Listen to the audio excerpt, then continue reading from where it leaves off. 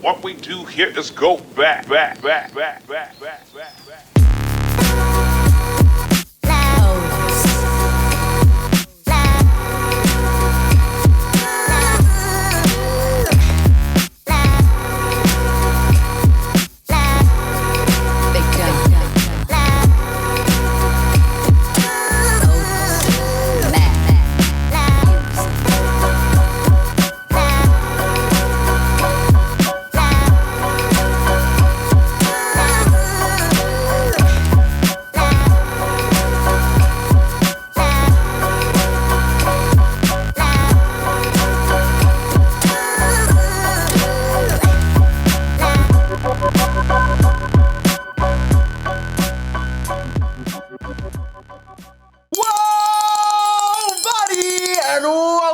Another episode of Content Cop. Now don't be scared and hold your urine. Don't be pissing on the floor because we got a big case to crack. Today's theme on Content Cop is a topic I care a lot about. Free speech. And that's because today's suspect is a real free speech warrior. He's a coward. He's a degenerate. He e-begs. He loves to play victim. He's very boring. He's also balding. That's right. He's Jeremy Hambly from TheQuartering. To summarize Jeremy's content, well, at least the content he's known for, it's essentially him reading an article about something being too woke or whatever, and that's about it. There isn't much he adds to it. He makes a bunch of these videos daily, all for some poor sap to stumble upon while looking for something topical online. Luckily for Jeremy, he was able to gain success from this boring dogshit content, and that alone warrants a content cop, but that doesn't even touch his blatant hypocrisy and weird behavior. For that reason, I'm gonna give you a very brief rundown of Jeremy's online antics so we can establish a full picture before going further. Thank you to Coffee Brand Coffee for sponsoring today's video. Nah, just kidding. I tried, and it would have been really funny if you agreed to it. I think he was a little too on edge. But for real, a huge shout out to my patrons and members who help make these videos possible. And of course, be sure to smash the cool buttons and follow the social medias. Speaking of social media accounts, Jeremy has had a lot of them. And that's a huge part of what makes this guy so pathetic. Simply put, Jeremy is practically a boat without a sail. A grifter in every sense of the word. He's a bad businessman who relies on his audience to save him from his own failures. Unlike Innuendo Studios, Jeremy's problem couldn't be solved by just making more content because, well, Jeremy is a slop factory who pumps out several unoriginal fucking videos per day. I know the words slop and grifter get thrown around and misused online all of the time, but if you want a perfect, almost extreme example of both, Jeremy Hambly is your guy. So let's run through his attempts at internet fame. Starting in 2007 with his first channel, Be Your Own IT. Now, Be Your Own IT was a channel where Jeremy made basic computer tutorials. You know, the type of thing that your great-granddad looks up when he can't find the fucking file explorer. Don't smoke next to your computer. It's that easy. One of his more infamous clips is from a video where he gives a serious warning against, I don't even want to say it. It's more of a public service announcement than anything else. At the office this week, we had a situation where one of the techs came across some pictures on a customer's computer that were of the child pornography variety. I don't really know if there's any tack way to put that. This video isn't to protect child perverts or anything like that. The point of this video is just to remind people that, you know, as techs, we read your emails, so to speak. I'm not saying it's right. I'm just saying it happens. So if you have things that you don't want computer techs to see, you know, you should delete them or rename them. What? Despite some early traction, the channel didn't last, giving us the very first version of Jeremy's iconic catchphrase. My channel is under attack, please help me! He's been e-begging while LARPing as a business-savvy entrepreneur for almost 20 years. And it all started with a video titled, A Sad, Pathetic Cry for Help, from me. The reason I'm talking to you today, face-to-face, is because I have a favor to ask. It's not about money. I make probably about 25 cents every 2 days, and it barely covers my hosting costs, and that's fine. It's kind of like my plea with you right now. So if you could share some of the wealth and help, and if we've helped you, help spread the word a little bit. But after his attempts at pleading for help failed, he sold the channel. And then some VC guy bought that channel from me. And I think I got $160,000. One failure down, he then made a channel called RC Nightmare, which actually got a little traction. So he made 5 more RC toy channels and abandoned all of them when they didn't blow up. During his spree of making RC channels, he made the MTG Headquarters channel. Yep. No shocker, the guy who looks like this is into Magic the Gathering. Wow. This channel, now named Unsleeved Media, actually gained some traction and hasn't been abandoned by Jeremy, even if he's lucky to even crack 1,000 views these days. Speeding things up thanks to Unsleeved Media's success, Jeremy tried capitalizing by launching 5 more channels, most of them aimed at things for kids, and all of which eventually failed. That leaves us with his current channels, well, aside from Unsleeved Media and RC Nightmare. Because after Gamergate, Jeremy would make his most successful channel by far, TheQuartering. This is where Jeremy dipped his toes into politics, going from anti-SJW topics related to gaming/nerd culture to just right-wing politics. Oh, he also has a second channel for TheQuartering called Jeremy Hambly. He actually used to have a different second channel called Midwesley, which he deleted. Oh, and a third channel for his awful live show. Did you get all that? That brings Jeremy's total channel count to a whopping 19. Well, 17 if you only include the channels he still owns/hasn't deleted. So other than the endless failed attempts at internet fame, what else has brought us here today? Well, after turning into a well-oiled slot machine, Jeremy built his career riding the coattails of other right-wing figures like Sargon of Akkad and Count Dankula. He'd insert himself into feuds, try to start businesses, more on those soon, hop from one influencer to the next one until they got tired of him. I blocked Jeremy Hambly. Why? Because Jeremy Hambly is the rights or the anti-establishment version of the Young Turks. And create a bunch of shows while simping over his female co-hosts. All of this while constantly oversharing, e-begging, overstaffing, and occasionally going on drunk escapades live on stream and on Twitter. I just peed in my basement. Over time, his laughable behavior built up a whole crowd of people just waiting for his next embarrassing moment, which is exactly where our other 2 main characters, Andy Worski and PPP of the Kino Casino, come in. Once they joked about his weird marriage dynamic, Jeremy had a crash out bigger than Will Smith at the Oscars while trying to slap their whole channel off of the internet. Now you're all caught up to speed.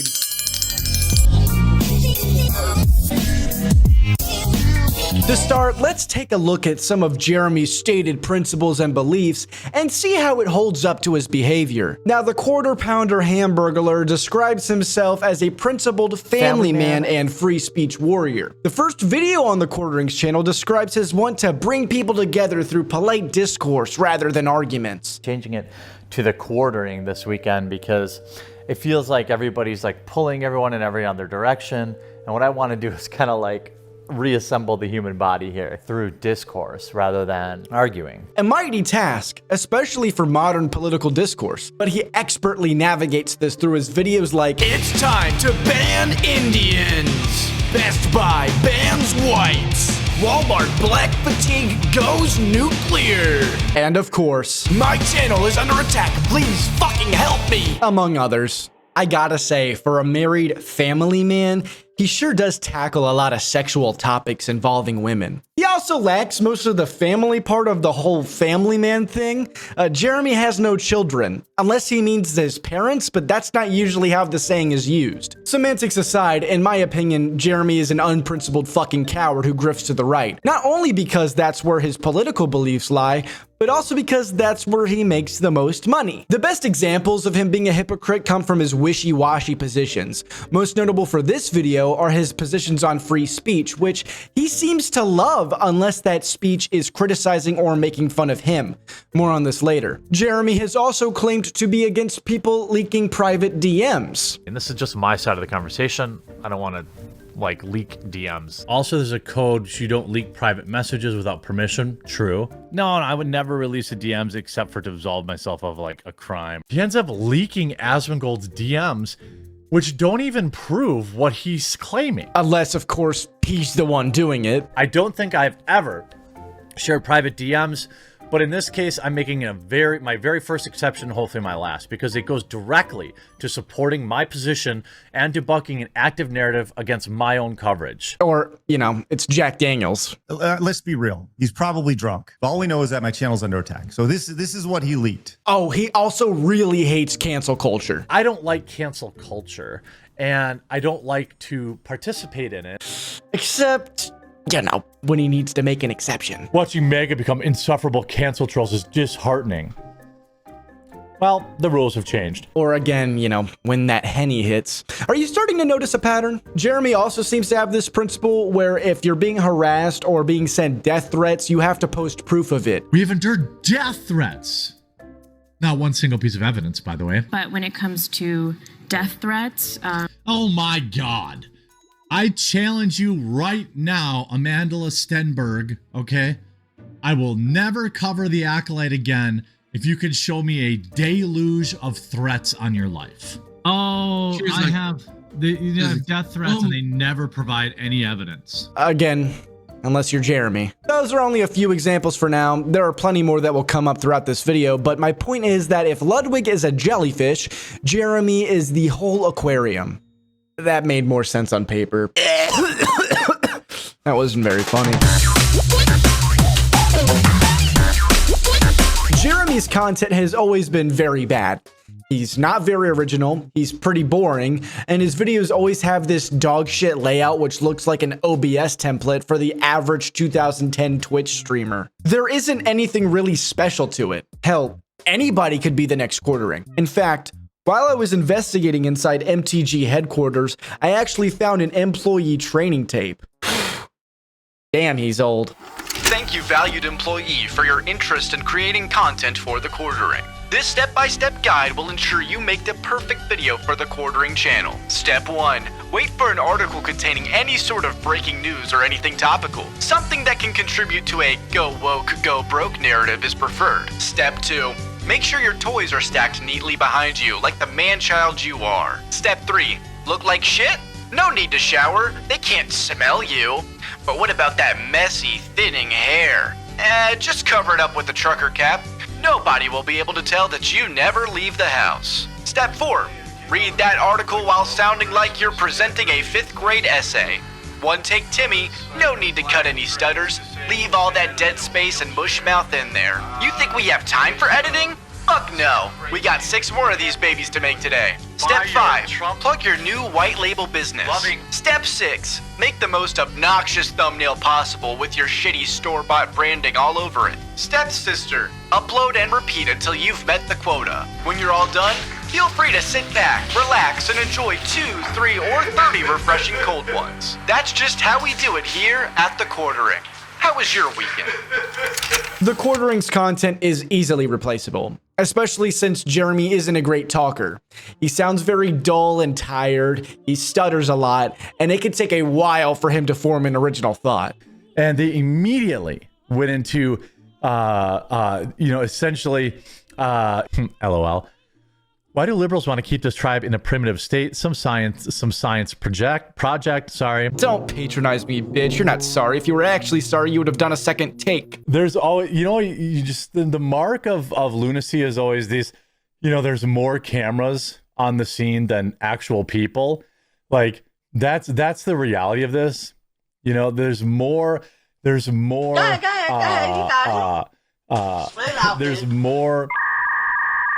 To add insult to injury, his political know-how might be even worse than Hassan. So if we go, he's zooming in to Southeast Asia. Look at this. He's in Indonesia and Australia, for fuck's sake. Chair. Look at Hannah's face. Bro, he's in South America. The Strait of Hormuz. South America. Is it? Now he's No, in not here. fucking Gotta zoom North out more. America. That's the Atlantic Ocean. That's the Atlantic Ocean. You're in the wrong fucking hemisphere, you mongoloid. What is he looking for? What's the thing called? I couldn't. He's looking for Iran. He doesn't. He's not even. Buddy, are you fucking retarded? Is it here? Dandy, Andy had a better idea. At least Andy knows where the Middle East fucking is. Another thing the Quartering will do is when his videos aren't doing very well, he'll just pay for ad space and put his videos in front of other more successful creators' videos. It's pretty pathetic. Jeremy's lack of originality also extends to his short form content, where he will say some shit and then play someone else's entire video without any added commentary or change. Cheating women never seem to like the consequences, and this is a perfect example. Check this out. This podcast has a seemingly endless supply of dumb women, and it's crazy to see. Check this out. There's a reason people think athletes are dumb. Lady, it's a mountain. Check this out. We've all had these days at work before, but that's not an energy drink. So check this out. If this video doesn't make you want to play in traffic, I don't know what will. Let's peep this out. My wife went out for pizza without me, and I'm angry about it. So I'm going to win this round, and I'm going to pee. If I don't win this round, I'm going to pee in my own basement. I'm ready to, I don't have a toilet down here. All I have is a drain in the floor. Oh, I'm almost about to pee my pants. I got to pee so bad. I got to pee so bad. Get up! No! Oh my God. I just peed in my basement. Look, if you want to watch a streamer that wants to pee in the potty, go watch someone else. Make no mistake, this is stolen content. But what else can you expect from someone as lazy as Jeremy? His lack of charisma is painful. It's especially noticeable in his live show, Quartering Live. We'll do it live. Fuck it. Every weekday, Jeremy boots up a stream with his overpaid co-hosts who he attempts to flirt with, yet has no chemistry with, and covers breaking news for about an hour or two. It's painful to watch. People buy the costumes for other purposes. Like, I'm sure they sell the sexy nurse costume year round, and you know, all sorts of stuff like that. You know, Melanie's the a thing big is, at least for purchaser me, of that. it's the Someone in chat says, as you get older, your sex drive goes down. Oh, that's not true for me. I had to give it a reach around. I had to go up and under and use my fingers, and then it was on that's the back. personal. I don't want to know that. One of Jeremy's biggest problems when hosting is his inability to, well, host. I was generous when saying he's covering breaking news for an hour or two, because about half of that time is spent listening to dead air. Yeah. This is unless he's drunk streaming. This is where it gets a bit more entertaining. Jeremy is a pure animal when there's alcohol in his system, and it especially comes out on Twitter. But when he's live... Get up! No! Woo boy! Try to put combo with that Princess Warrior. This one? I don't know, the pink hair is scaring me.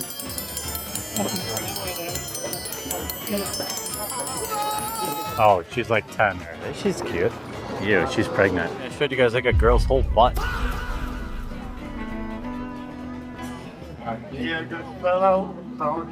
There, now quit whining. This live content magnifies another one of the Quarter Pounder's biggest problems. He is very unlikable. Throughout every space he's tried to make content in, communities where he could have thrived, he ended up pissing people off and making a big ass of himself. But before he can ever finish a battle he starts, he loses the tough guy act and hides away like the big pussy that he is. Be a mama's boy and a teacher's pet, pimple face, ass wipe, looking like they just had a Jeremy loves to start unnecessary battles. Hell, it's the main reason we're here today. Truly, I think he just likes pretending to be a tough guy. He usually channels that through shit-talking people that his target right-wing audience already don't like. But when Jeremy gets that sweet, sweet drunk courage from his forbidden elixir, he just can't help himself. He's been doing this shit for years. His only IRL encounter with someone he talked shit on was with a guy named Matt Loader. You see, Matt Loader is a zesty leftist who Jeremy had called a pedophile without evidence, which is, of course, another example of Jeremy's hypocrisy. As a family man, one of the worst things you can say about somebody, and it's right up there with calling someone a pedophile. That's besides the point. When confronted by Matt at a bar, Jeremy tried to play nice before catching a few haymakers. This is the window he punched in after not being able to continue to punch me. Did Jeremy fight back like a tough guy, throw up the fisticuffs, or maybe press charges for assault? Nah, instead he immediately took to social media and opened a GoFundMe to fund a lawsuit against Matt Loader, claiming to be a victim of leftist political violence. Now, as a content cop, I can't condone the crime of assault, but let's be clear, this wasn't political violence. Jeremy slandered this guy and got beat up for it. But being the unreliable narrator and whiny baby that he is,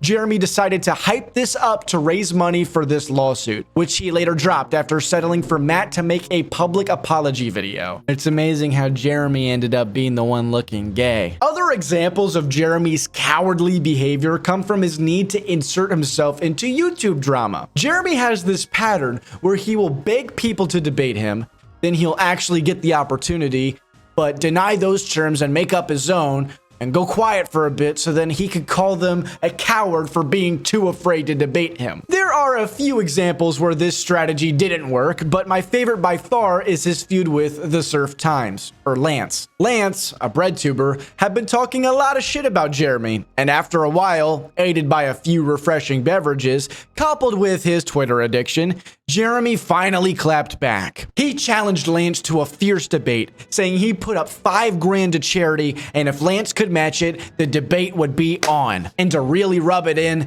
Jeremy would go on a full rampage, calling these people pussies, drunk with confidence that the Surfs couldn't put up the 5K. The same night, the offer was accepted by Lance and the challenge was on. The Surfs ended up raising $40,000 for transgender mutual aid, 8 times the amount Jeremy had challenged them to. So, how did the debate go? It didn't. Yup. Jeremy pussied out, saying that he wouldn't debate them for spreading absurd lies about him during their charity stream. I had scheduled a debate with a harsh critic of mine. In good faith, I agreed to speak to them for charity's sake. This week, they have taken to a charity live stream and raised money spreading absurd lies about me and showing anything but good faith. No way. No way. I should have known. No way. I'll keep to my word about donating money, but this will be the last time I agree to speak to these people in good faith. I've maintained radio silence, not engaged or fired shots at them, but they simply couldn't be bothered to extend the same comedy. Boy. How is this real life? Is that oh my fucking god. It goes on. Moving forward, it's pretty hilarious how these folks consider themselves so full of virtue. I wonder what the charity would think about them using the platform of raising money to help trans people was at least partly funded by harassing and bullying others. Oh, wow. Hypocrites, as usual. You had the worst of BreadTube correctly calling Jeremy an absolute joke of a man. What a fucking coward. These are only a few examples, and they're pretty bad, but they don't scratch the surface of Jeremy's most recent nuclear meltdown. It's one of the most pathetic, hypocritical, cowardly displays I've ever seen online. Hi, welcome to McDonald's. Are you using a mobile app today? No. No problem. What can I get for you? Can I get a bowl? I'm sorry, you can get a what? Can I get a bowl, like a cuck bowl? Like a regular bowl? Yeah, like a bowl. A bowl of food? No. No. Of course. What drink would you like? Do you have vodka? No, we don't. Sorry. Now we get into what I believe a lot of you have been waiting for. Thanks to Jeremy's behavior, he's earned a following of people who gossip about and document his hypocrisy, misdeeds, and actions. This is where 2 other creators come in. Ashton of the People's Populist Press, or PPP for short, and Andy Worski. These boys run a comedy/drama show called The Kino Casino and gained quite the following through their hilarious coverage of internet figures and lolcows like Darkside Phil, Ethan Ralph, and fucking iDubbbz. Anissa Jamha's husband, iDubbbz, otherwise known as Ian. That edit, and it was funny the way the edit was on her and then slide it over. There's some real like comedic timing, some comedic chops in this video. It's already made me laugh more than the real content cop. While their comedy can be mean-spirited, you don't have to agree with everything that they say to acknowledge the energy, effort, and entertainment value that these boys put into the show. Jesus! What the? Jesus Christ! Where's he up? I can't! And the results speak for themselves. They get up to tens of thousands of live viewers on Kick and millions of views on YouTube across their clips. However, Someone with the rage of 1,000 bulls wasn't too happy with this. You see, one of the many figures that the Kino Casino covers is Jeremy Hambly of TheQuartering. As a heavy drinker myself. Oh, he admits it. Finally, he has some level of self-awareness. Although you don't have to overshare like that, buddy. By the way, I thought you quit drinking. While he was mostly quiet about it at first, over the past year, the quarter-pounder hamburglar has become more and more vocal about his hatred for them. Despite claiming to be an unbothered king, the casino clowns are in full force lately. They need to stop felting random YouTubers to do something productive for once. It's sad life. Hey, I mean, I think the world will always have room for that type of content. You're allowed to make fun of me. You're allowed to make fun of anyone you want. So that shit doesn't bother me. I just shit out a new channel that's gonna have 100,000 subscribers at the end of the month. Like, saying somebody's a lol cow doesn't actually make them one. I let the kids have their fun. It doesn't bother me. The worst kept secret about Jeremy is his fragility to criticism. He cannot stand it. He especially hates being made fun of. And mix that with his drinking problem and the beast comes out. Which is exactly what happened 7 days after claiming to be unbothered. He likely had too much to drink and started acting tough again. Sure enough, he's asking to be on the show to confront them. What Jeremy didn't seem to understand is the more they ignore his requests, the more content they get out of him whining about it. Which is exactly what happened. And by the way, if you're a casino fan, tell that pussy Andy Worski to have me on a show. He talks a lot of shit about me, but I've asked him to be on the show numerous times and he's afraid to have me on. So if he's your hero, why don't you ask him to show you his DMs where I've been asking him for months to come on and discuss all of his gripes with me, and he refuses to have me on. Because most so many people have so many online grudges. It's so fun. I don't give a shit. I think they provide a valuable service. You see, what really seemed to particularly piss Jeremy off was the Kino Casino's discussion of his bad financial decisions. And we'll touch on that a little later. Since Jeremy is always begging for money, it would be reasonable for anyone to assume that he's not great with his wallet. After a while, when Jeremy seemed to calm down, some information would surface about Jeremy's marriage and good friend. Now, don't let Jeremy fool you. His wife isn't some secret. She's made several appearances in Jeremy's content. He posts her a lot. She's on the fucking coffee website. And Jeremy likes to share a lot of embarrassing details about their marriage and his sexual fantasies. There's a guy at work who claimed that vegan vag didn't smell. Well, I can tell you this. My wife has been a vegetarian. And can't confirm Miss Quartering is hot as fuck. Oh, Jeremy Gast has seen my wife. He's been to my home. Devil's Triangle? No, Jeremy Gast is. I don't know what the Devil's Triangle. What is that? It's basically you having a threesome with another man and your wife. Yeah.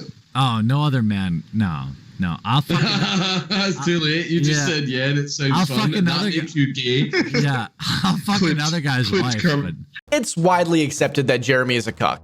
And that's not necessarily just because it's a funny thing to say, but because, well, he sure does have a lot of cuck fantasies. How much does Gina love me out of 10? Either a 9 or an 11. Which one is it?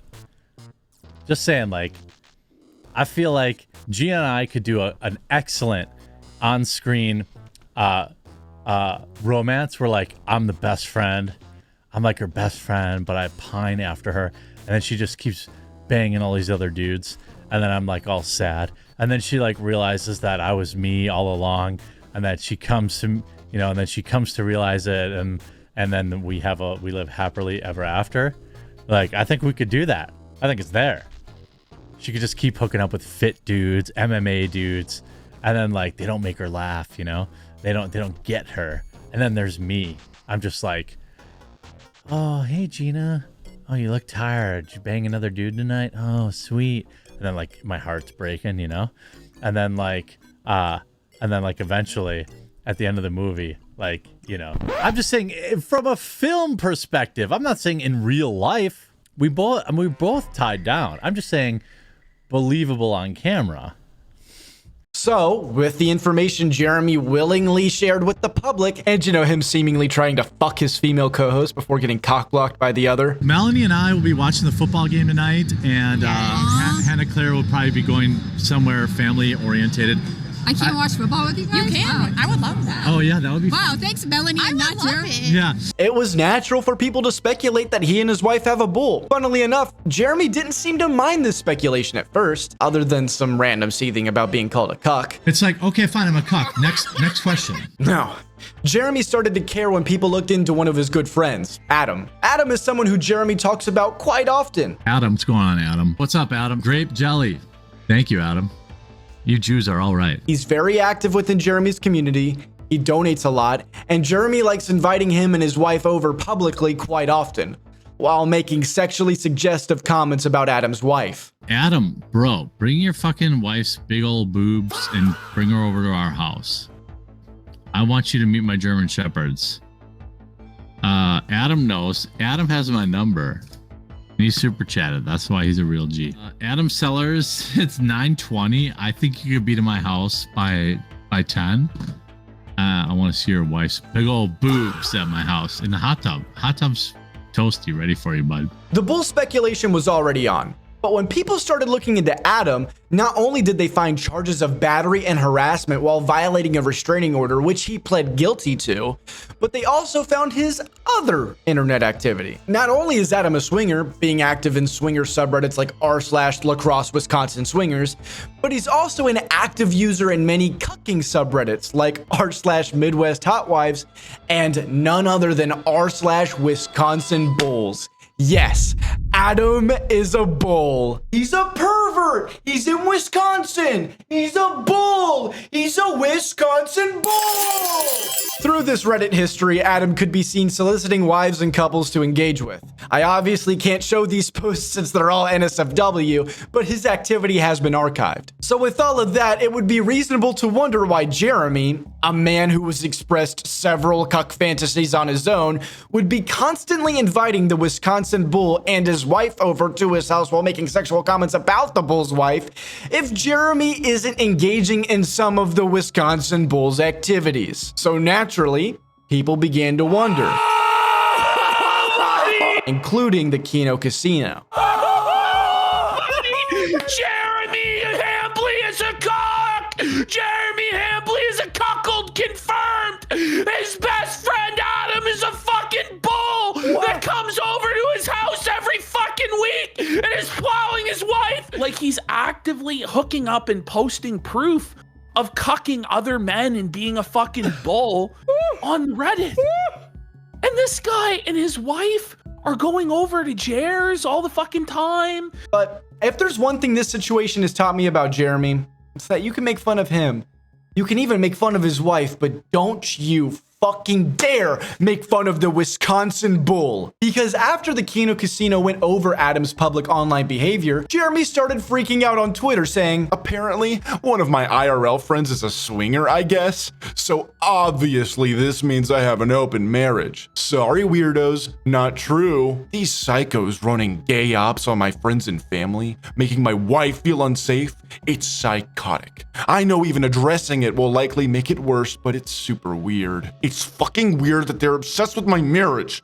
Like super weird and super over the line to be fucking with people who are not in any way public figures. Make whatever videos you want about me, but leave my family and friends out of it. I've got nothing to hide, lol. In fact, I'm often told I share too much.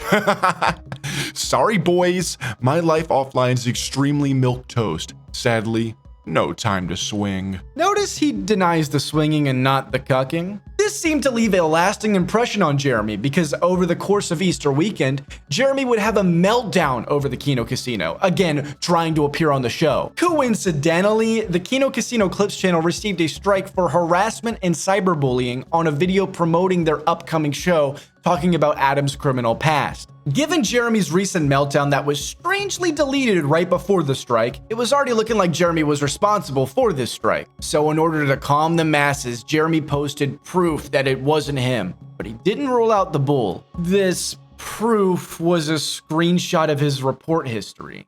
Well, that's fucking useless. Jeremy has like 17 different YouTube channels that we know of, and there's no telling how many more that we don't know of. Besides, who's to say he didn't try another route? After this, Jeremy would make himself look even more guilty by spazzing out at everyone who claimed he did it on Twitter, saying it couldn't be him. flagging videos about him would be a full-time job. Later that day, despite the fact Adam himself put his full name and picture on his public Twitter used to interact with Jeremy, and that Jeremy himself refers to the bull by name publicly in his content, Adam sent a privacy complaint on the Kino Casino's video about the situation. This was almost certainly Adam, because you need to use a photo ID to submit this claim, but there's no doubt in my mind that this was per Jeremy's request. So things were already looking bad for Jeremy. Thankfully, the Clips channel got the strike removed. Now maybe Jer can finally lay low and let the dust settle. At least for Easter. Buddy, our channel is under attack from a poop pants cuckold and his bull. On Easter, our free speech warrior drank a couple of fireballs and started thinking he was some mob boss. A nuclear meltdown ensued, starting with his response to PPP's tweet. You guys have spread disgusting, vile lies about my wife. You literally retweeted a Photoshop picture of her. I strongly dislike you, but would never dream of bringing your family into anything. I don't think it's crazy to expect two other grown men to understand that my wife, who is not an online person, to be left out of things. The more they push it, the more I want to become the villain they already accuse me of. If I actually wanted to get them banned, easy. I don't want to do that. If these clowns keep going after my friends and family just because they don't like me, totally fine. I will in fact take everything they have and never apologize for it. They're used to me a line. I don't give a fuck what you say about me, but these psychos are harassing my family, my wife, and my friends. They have no rules, and starting today, neither do I. I never wanted to do any of this.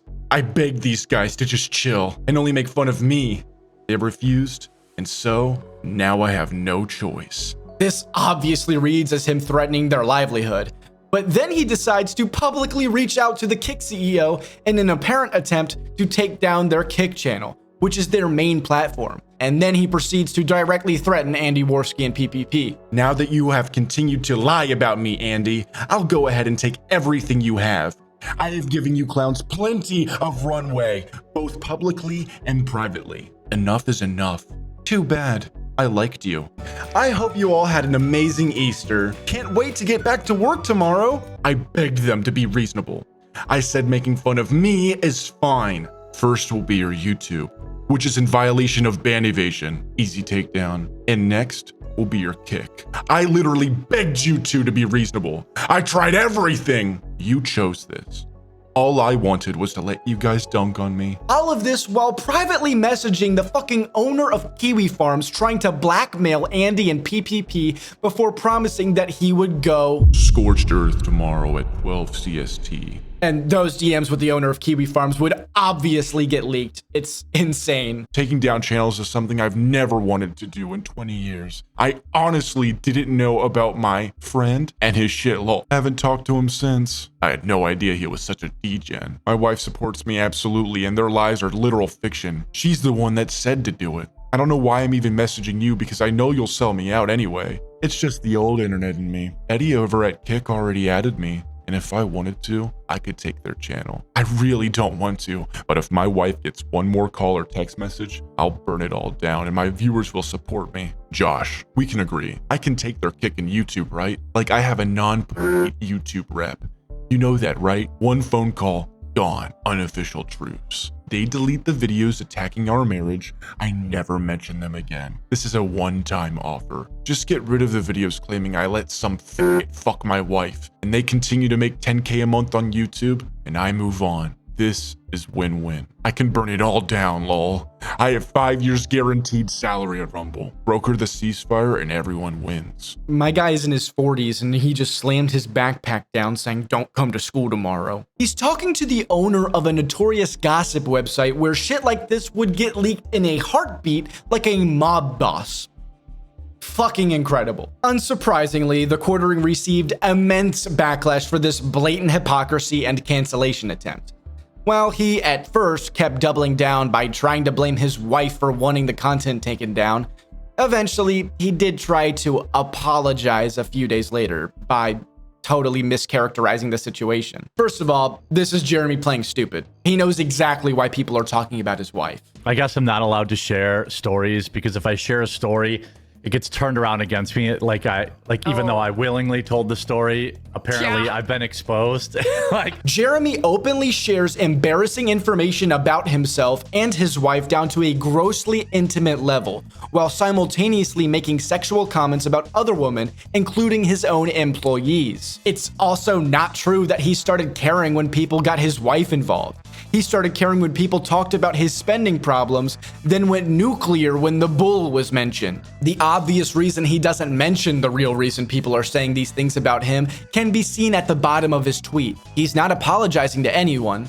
He's making a damage control post to mask the situation from his audience. Also, this absolutely wasn't the last time he talked about the situation. Jeremy says that a lot, but it fucking never ends. The timing of this apology is very interesting considering what happened the next day. Maybe Jeremy knew what was coming and tried getting ahead of the backlash, or maybe he didn't get the response he wanted. Whatever the reason, Jeremy seemingly went through with his threat as the Kino Casino Clips channel was terminated from YouTube. It seems that their channel was taken down for ban evasion, which is interestingly exactly what TheQuartering falsely accused Worski and PPP of doing. So let's suspend any rationale for a second and pretend like Jeremy wasn't directly involved with the channel's wrongful termination. Without a doubt, it would still be his fault. He was openly accusing them of ban evasion to hundreds of thousands of people online during his online meltdown.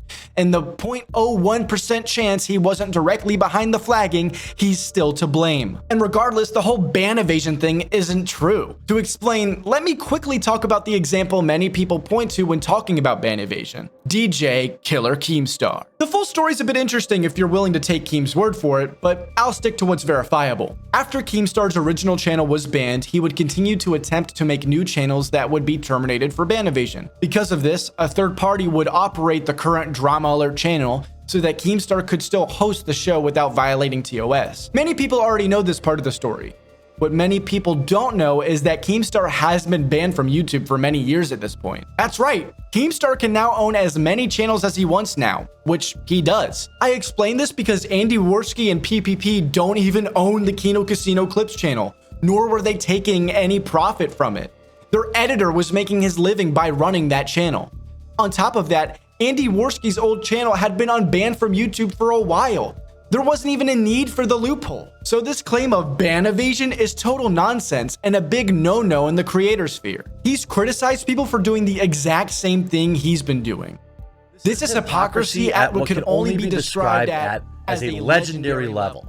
That sadly, these deplatforming campaigns work. And since he wants to LARP as a Christian now, I wonder if he's ever read the verse in Galatians that says a man reaps what he sows. Because since he wants to act like a TOS Nazi all of a sudden by claiming the Kino Casino was ban evading, let's remember what happened to Jeremy's first channel. And then some VC guy bought that channel from me, and then I started a channel about RC cars and I sold that. Uh-oh, Jer Bear, that's against YouTube TOS, buddy. And hold the phone, it's a bannable offense. See the game you're playing, Jeremy? You start a war of sniffing for anything you can twist and to justify taking a critic down, and they'll do the same thing to you. That's a part of why it's such a no-no anti-free speech thing to do. With that said, don't go flagging Jeremy's channel. My intention there was to point out the guy's hypocrisy, not terminate all billion of his accounts. Shortly after the termination, Jeremy seemingly gloated about it on Twitter by posting his casino-themed card, meanwhile hiding replies commenting on his flagging.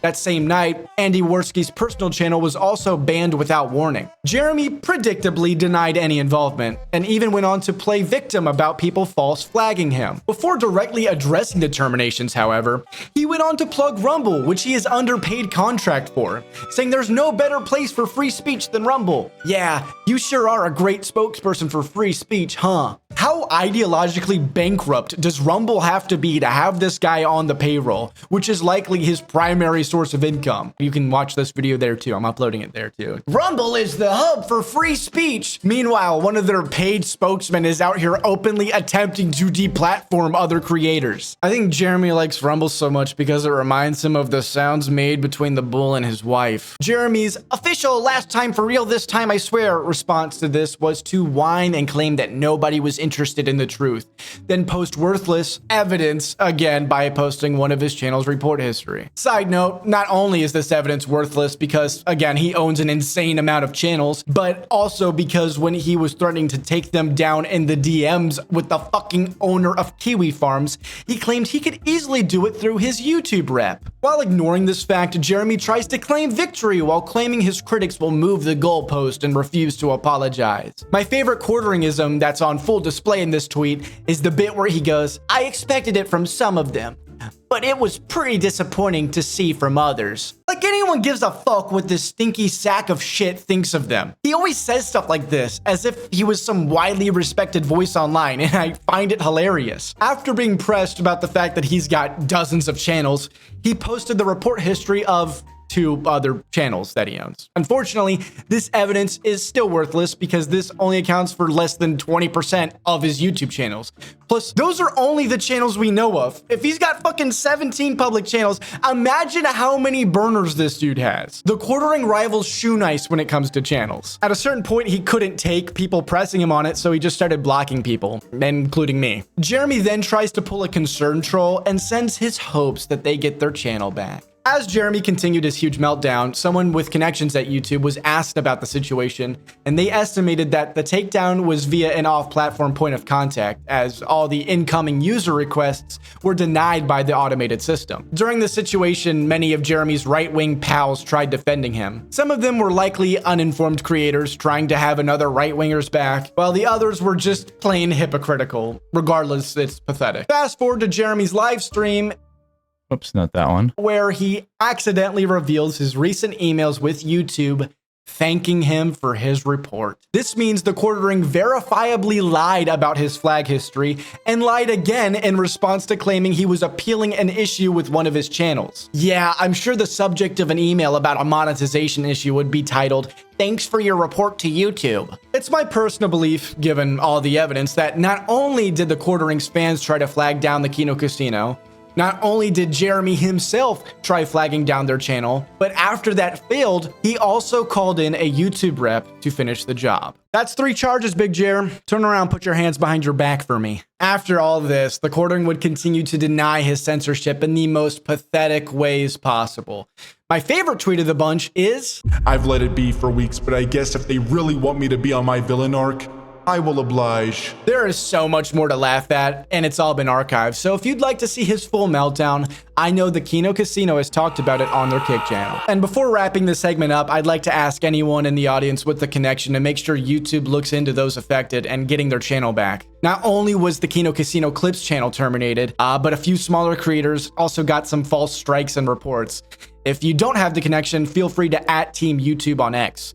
Usually making a big hoopla will get their attention. The few that come to mind are Rant Man, obviously the Kino Casino Clips, the Joker, and Luther Morgan. So please look into that, and hopefully this all gets resolved. Hopefully he doesn't come after me. My channel is under attack! Free the casino! Whoa, buddy!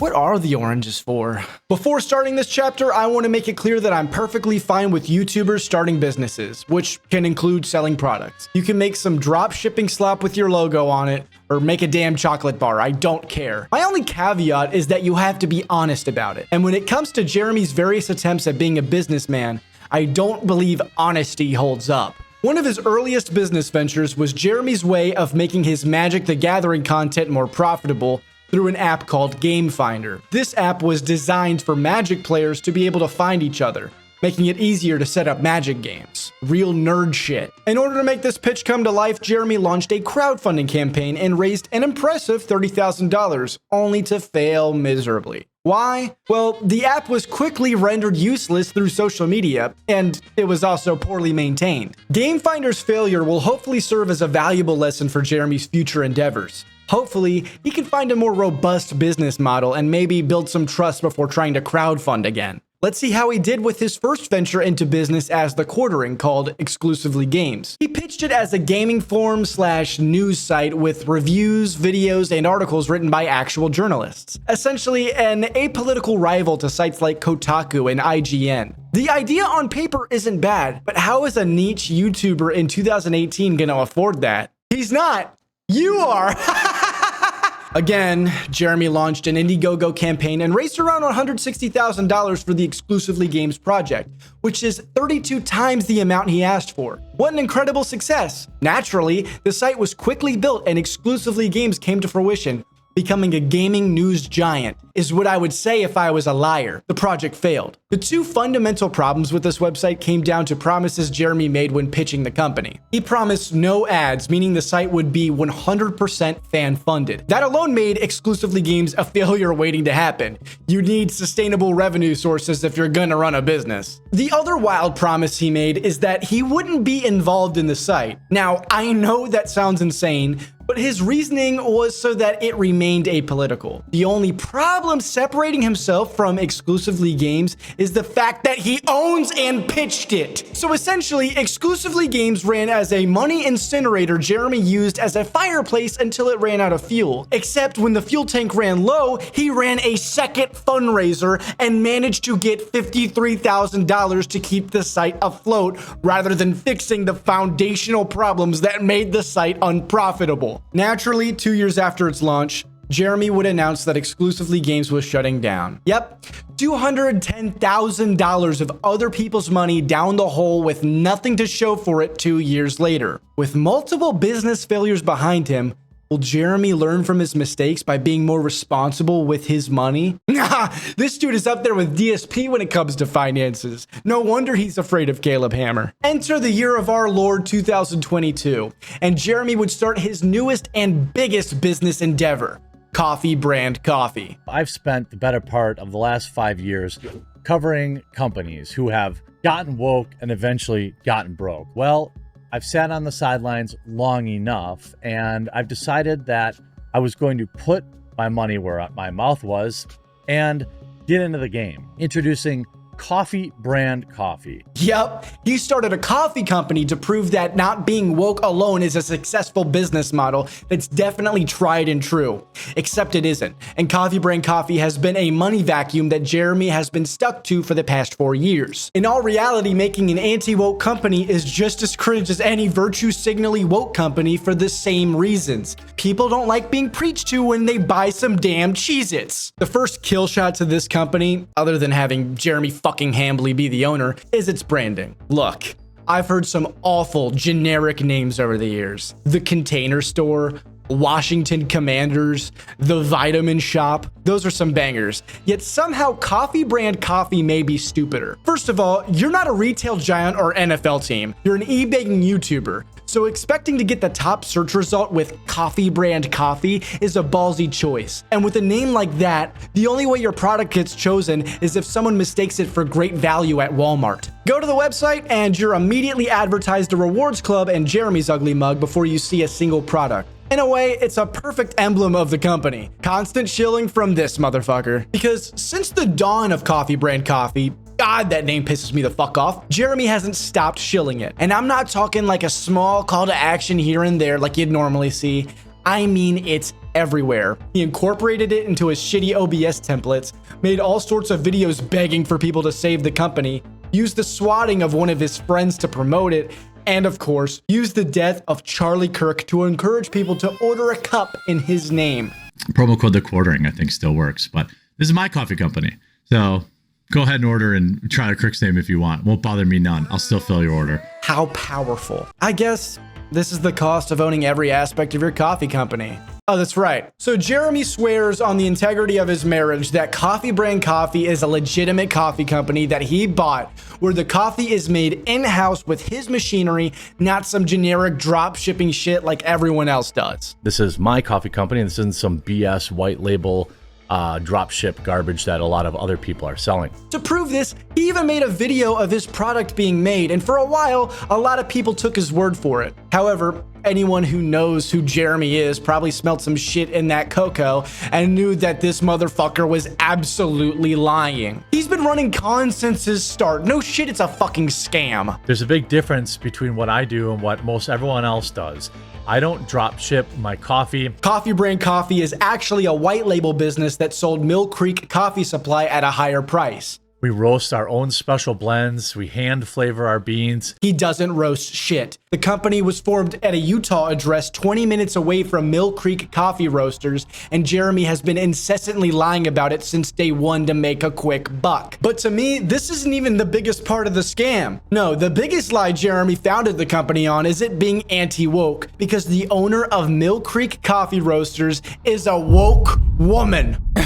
Jeremy, how could you? Fuck you, liar, you fuck. As we pivot to our next segment, I think we should really analyze the Quartering's grift. He maximizes his revenue by capitalizing on breaking situations in the most pathetic ways possible. He couldn't even get his fucking audio right to cover the assassination attempt on the fucking president. Oh, what? Charlie Kirk's been shot? Oh, let me make 6 videos about it. Oh shit, he's dead now? Well, I'm gonna keep the other videos with out-of-date information. And when it's a slow news day, let's just talk about Disney and some women or some shit, I don't know. All while shilling his failing companies and begging for any bailout when his irresponsible spending catches up. By your Trump loving family member. But first, he can waste his time making a stream that nobody watches while hitting on his uncomfortable female co-hosts.